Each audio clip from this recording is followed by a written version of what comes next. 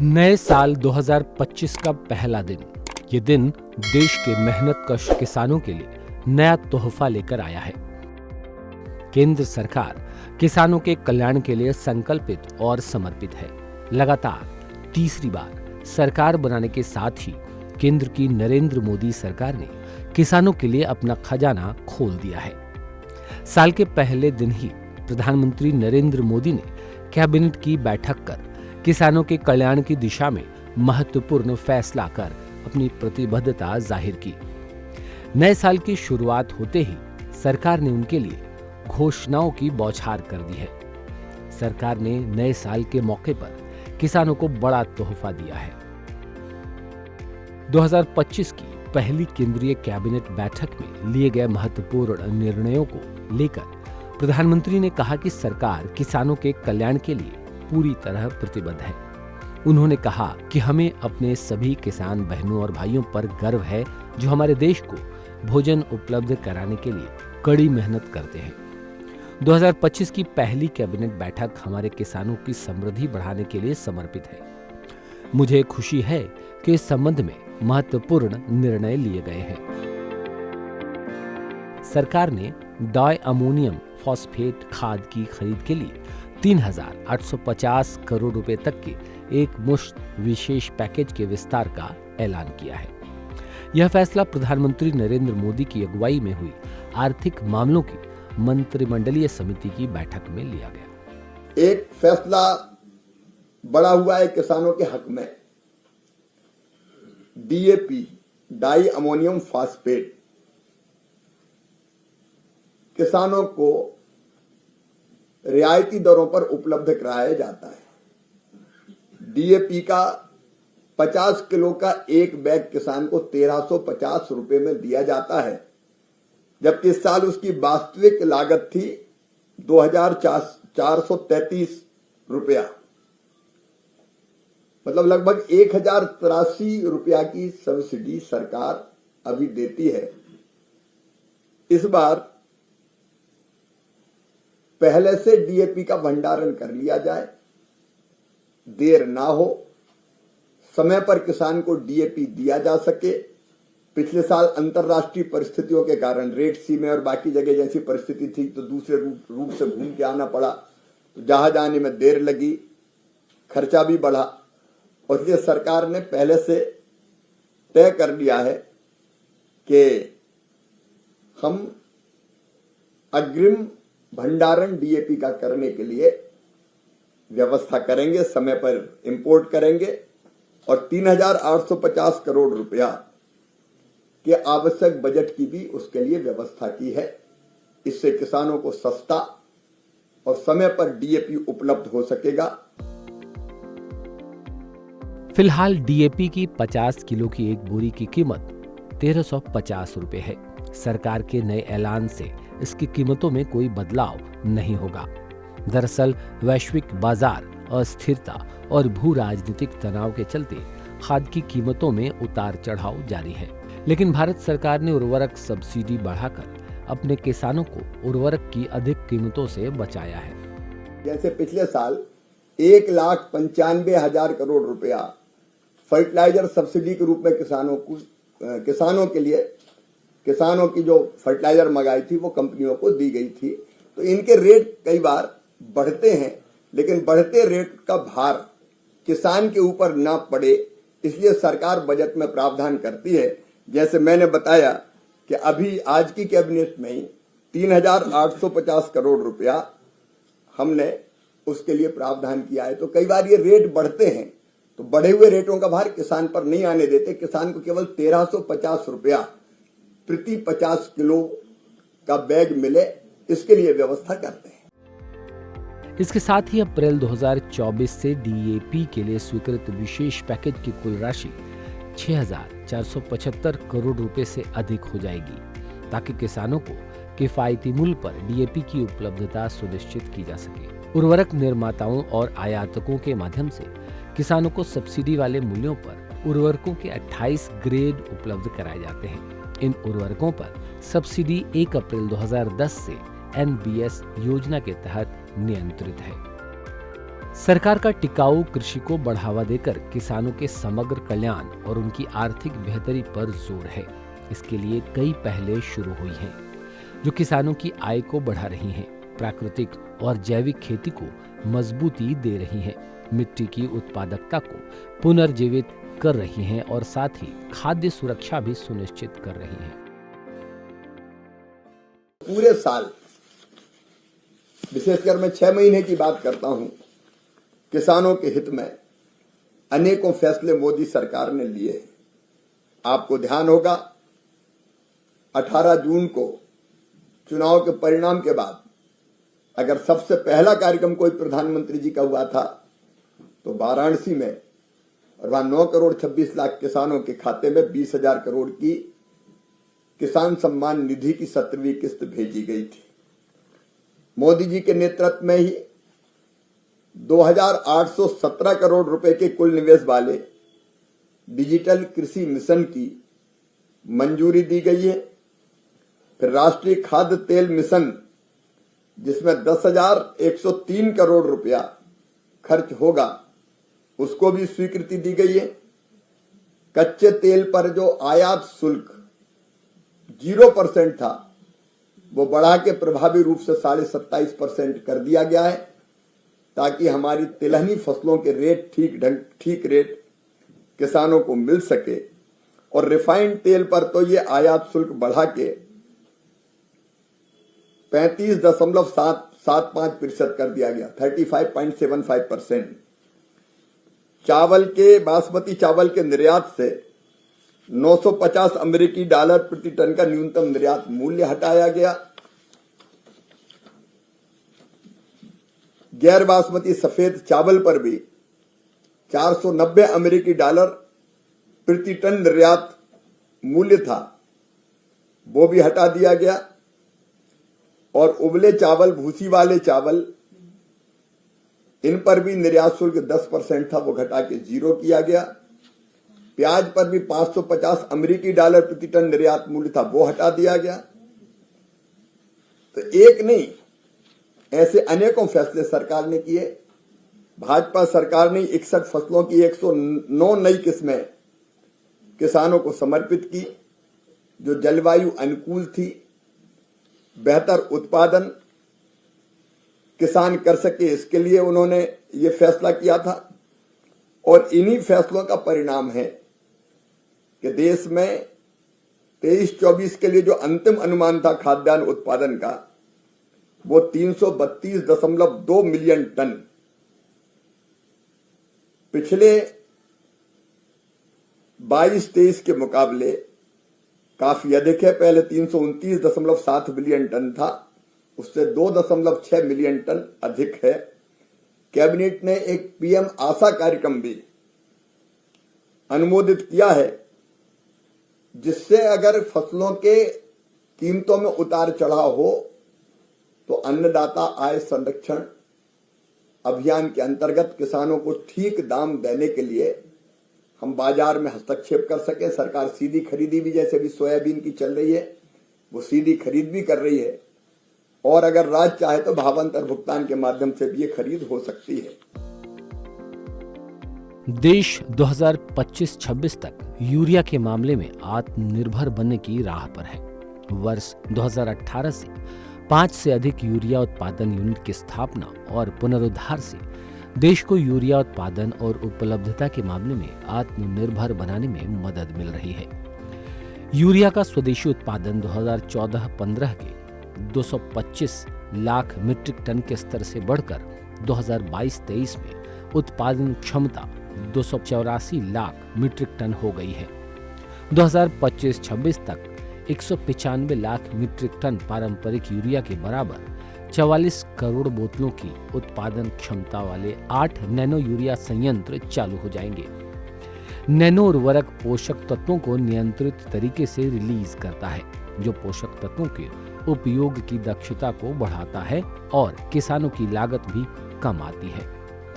Nano urea के उपयोग से फसल उपज में वृद्धि हुई है। नैनो यूरिया संयंत्र के साथ मिलकर ये यूनिट यूरिया में हमारी वर्तमान आयात पर निर्भरता को कम करेंगे और 2025-26 तक हम आत्मनिर्भर बन जाएंगे। देश में पहली बार सल्फर कोटेड यूरिया की शुरुआत की जा रही है। यह वर्तमान में उपयोग होने वाले नीम कोटेड यूरिया से अधिक किफायती और बेहतर है। यह देश में मिट्टी में सल्फर की कमी को दूर करेगा। यह किसानों की इनपुट लागत भी बचाएगा और उत्पादकता में वृद्धि के साथ किसानों की आय भी बढ़ाएगा। यह समय की मांग है कि खेती के अधिक प्राकृतिक तरीकों और रासायनिक उर्वरकों के संतुलित सतत उपयोग को बढ़ावा दिया जाए। प्राकृतिक जैविक खेती, वैकल्पिक उर्वरकों, नैनो उर्वरकों और जैव उर्वरकों को बढ़ावा देने से हमारी धरती माता की उर्वरता को बहाल करने में मदद मिल सकती है। वैकल्पिक उर्वरक और रासायनिक उर्वरक के संतुलित उपयोग को बढ़ावा देने के लिए राज्यों को प्रोत्साहित करने के लिए धरती माता की उर्वरता की बहाली, जागरूकता, पोषण और सुधार के लिए पीएम प्रणाम स्कीम शुरू किया गया है। देश में लगभग 1 लाख प्रधानमंत्री किसान समृद्धि केंद्र पहले से ही कार्यरत हैं। किसानों की सभी जरूरतों के लिए एक ही जगह पर उनकी हर समस्या के समाधान के रूप में यह केंद्र स्थापित किए जा रहे हैं।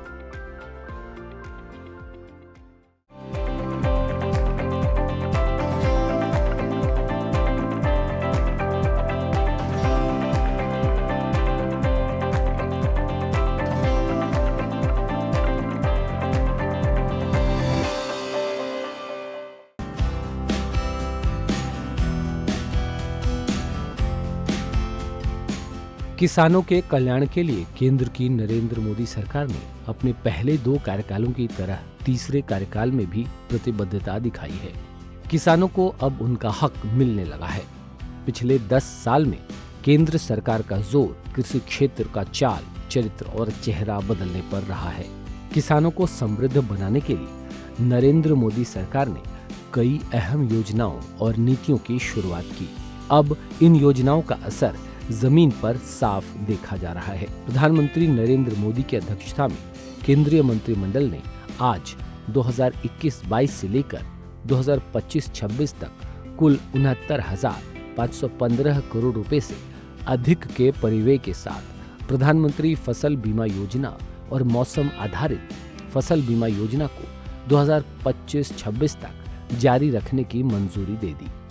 इस निर्णय से 2025-26 तक देश भर के किसानों को प्राकृतिक आपदाओं से फसलों के जोखिम कवरेज में मदद मिलेगी। आज उस फसल बीमा योजना के लिए जितनी धनराशि की आवश्यकता है, आज केंद्रीय मंत्रिमंडल ने प्रधानमंत्री फसल बीमा योजना को और मौसम आधारित फसल बीमा योजना को 2025-26 तक जारी रखने की स्वीकृति दी है, जिसमें कुल बजट 69,515 करोड़ 71 लाख रुपया होगा और जोखिम का जो कवरेज है वो बोनी से लेके, मतलब बीज अगर बो दिया और पानी ज्यादा गिर गया और फसल बीज खराब हो गया तो भी क्लेम मिलेगा किसान, तब से लेके फसल कटाई तक। मतलब कटने के बाद भी अगर फसल खराब हो जाती है, कटने के बाद भी खेत में रखी है, बारिश हो गई, जैसे इस समय कई जगह बारिश हो गई और कहीं धान पड़ी है खेत में और वो भी भीग गई, तो बीमा कंपनी को क्लेम देना पड़ेगा। तो बुआई से लेके कटाई तक ओला, इल्ली, सूखा, पाला, बाढ़, बरसात, ये सब का सब इससे कवर किया गया है। और मुझे बताते हुए खुशी है कि पिछले साल 8 करोड़ से ज्यादा आवेदन किसानों के आए और 4 करोड़ से ज्यादा किसानों को इस योजना का लाभ मिला। किसानों का प्रीमियम योजना के प्रारंभ से कुल जमा हुआ लगभग 34,000 करोड़ रुपया और इसके बदले 1,70,000 करोड़ रुपया किसानों को क्लेम के रूप में मिला। इस योजना के कार्यान्वयन में बड़े पैमाने पर प्रौद्योगिकी के समावेश, जिससे बेहतर पारदर्शिता और दावों की गणना और निपटारे में आसानी सुनिश्चित होती है। केंद्रीय मंत्रिमंडल ने 824.77 करोड़ रुपए की निधि के साथ नवाचार और प्रौद्योगिकी के लिए फंड के निर्माण को भी मंजूरी दी है। इस फंड का उपयोग इस योजना के तहत यस-टेक, विंड्स जैसे तकनीकी पहलों के साथ साथ अनुसंधान और विकास संबंधी अध्ययनों के वित्त पोषण के लिए किया जाएगा।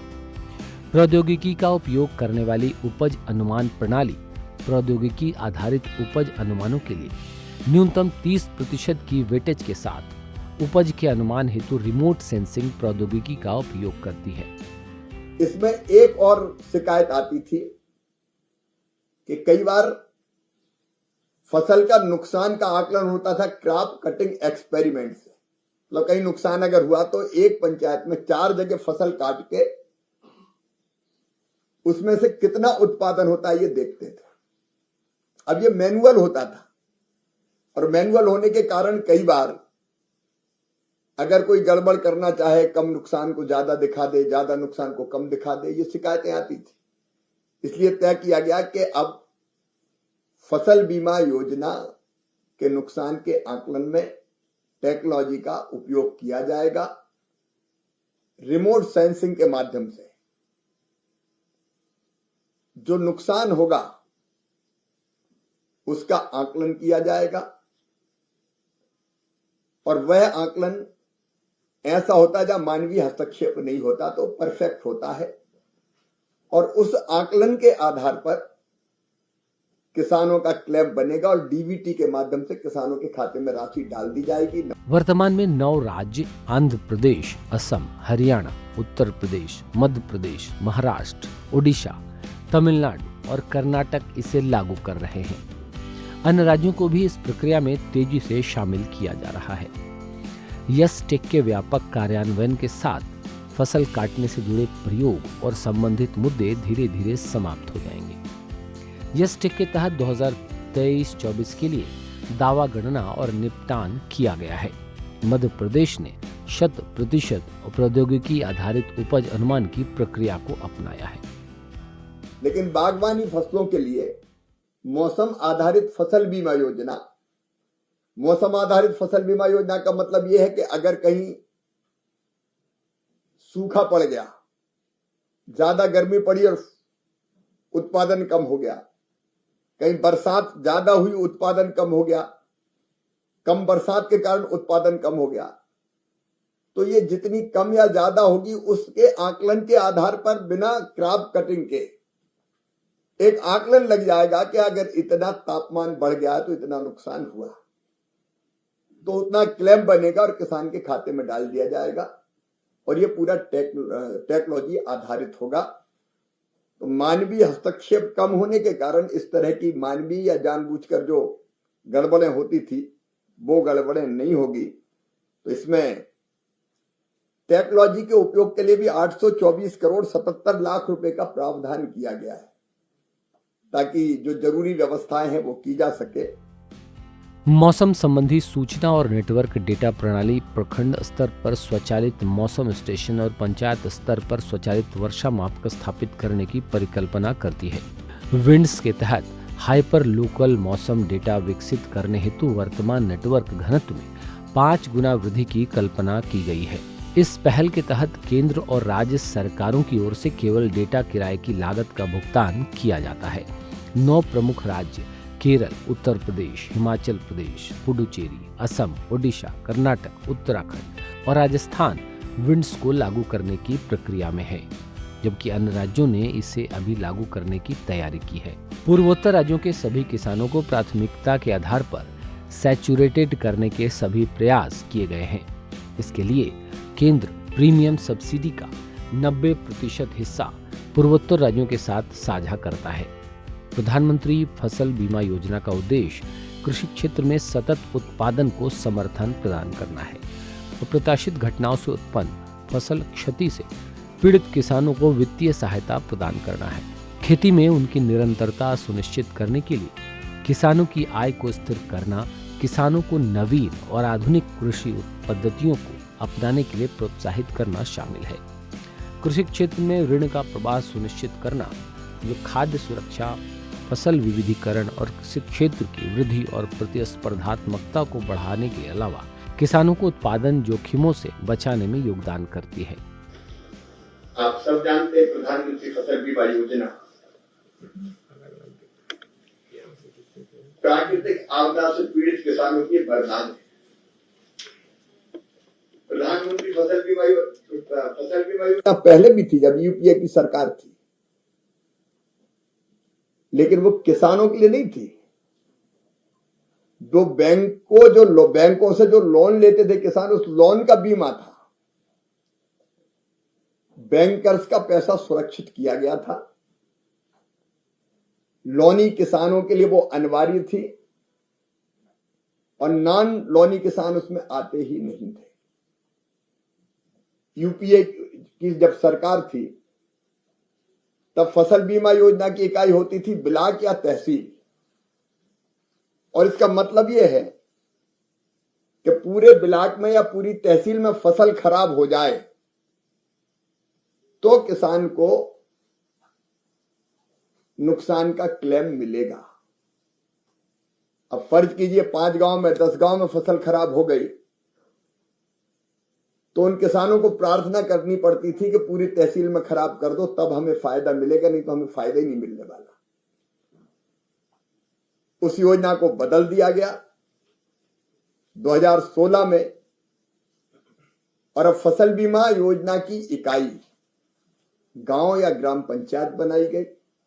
मतलब गांव में भी फसल का नुकसान होगा तो भरपाई बीमा कंपनी करेगी। स्थानीय आपदा को उसमें शामिल किया गया, मतलब एक किसान का भी नुकसान होगा तो उसको नुकसान की भरपाई की जाएगी। ऐसे अनेकों परिवर्तन उस समय किए गए और बाद में हमने और तय किया कि बीमा कंपनी अगर क्लेम के भुगतान में देर करती है तो 12% की दर से उस पर ब्याज किसान को देना पड़ेगा जितनी वो देर करेगी। पहले कई बार राज्य अपना हिस्सा नहीं देते थे क्योंकि फसल बीमा योजना में एक हिस्सा राज्य सरकार का और एक हिस्सा केंद्र सरकार का 50-50% होता है। तो राज्य डिले करते थे तो पैसा बहुत डिले हो जाता था। अब केंद्र सरकार ने कहा कि नहीं, हम अपना पैसा तत्काल किसानों के खाते में डाल देंगे। ऐसे अनेकों परिवर्तन फसल बीमा योजना में किए गए।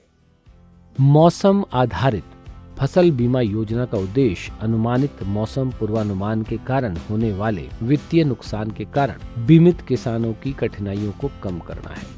मौसम आधारित फसल बीमा का उद्देश्य प्रतिकूल मौसम परिस्थितियों जैसे वर्षा, तापमान, पाला, आर्द्रता के कारण होने वाली फसल हानि के कारण होने वाली वित्तीय नुकसान की संभावना के विरुद्ध बीमित किसानों की कठिनाई को कम करना है। इस योजना के अंतर्गत अधिसूचित क्षेत्रों में अधिसूचित फसल उगाने वाले बटाईदार और पट्टेदार किसानों सहित सभी किसान कवरेज के लिए पात्र हैं। हालांकि किसानों के पास बीमित फसल पर बीमा योग्य हित होना चाहिए। अधिसूचित फसल के लिए वित्तीय संस्थाओं से मौसमी कृषि का ऋण लेने वाले सभी किसानों को अनिवार्य रूप से कवर किया जाता है। यह योजना गैर ऋणी किसानों के लिए वैकल्पिक है।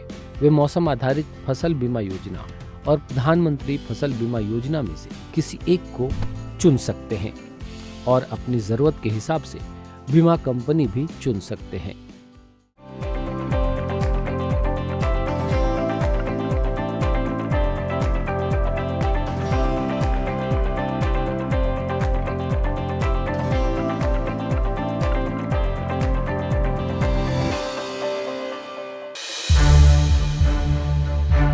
To watch more programs of Sunset TV, subscribe to our YouTube channel and don't forget to like and share them.